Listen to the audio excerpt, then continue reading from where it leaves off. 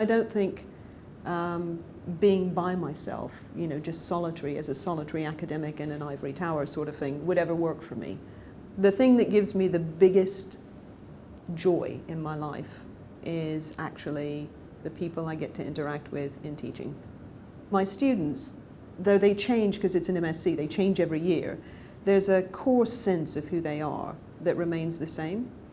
The group I get on regional and urban planning are fantastic.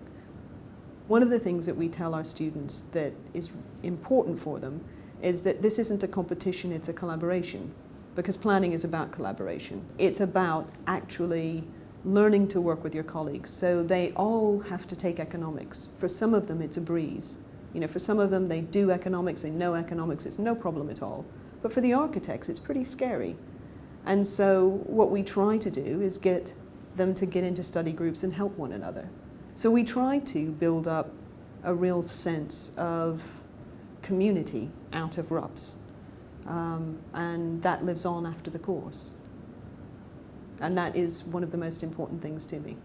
In the second term, we like to get the students out actually into the field doing something practical. So we have a number of neighbourhoods around London that have either planning permissions that are going on or local plans that are happening or specific planning instruments, and they're broken into small groups of about 5 to 7 students.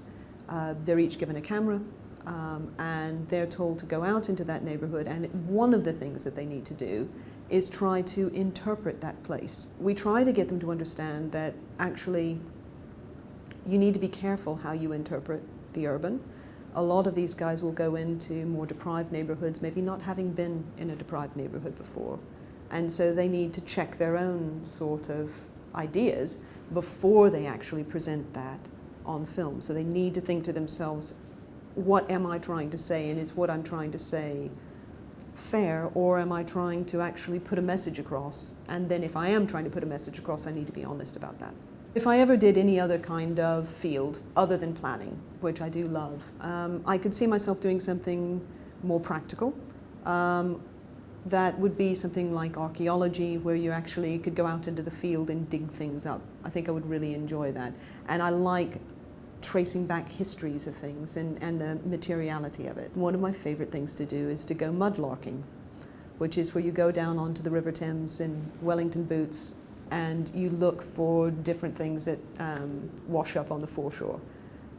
So I've found things like a buckle from a shoe from 1750.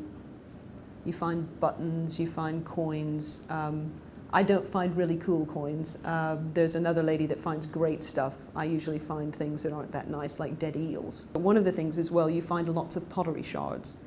And I find it really fun to figure out where those come from. What kind of pottery was that? When was that used? And so you find a lot of interesting history out, and I really do enjoy doing that. If the Department of Geography and Environment were to have a pet, what would that pet be?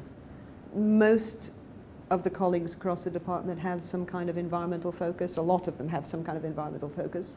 So we would be excellent as a Department of Geography to have our own little set of bees.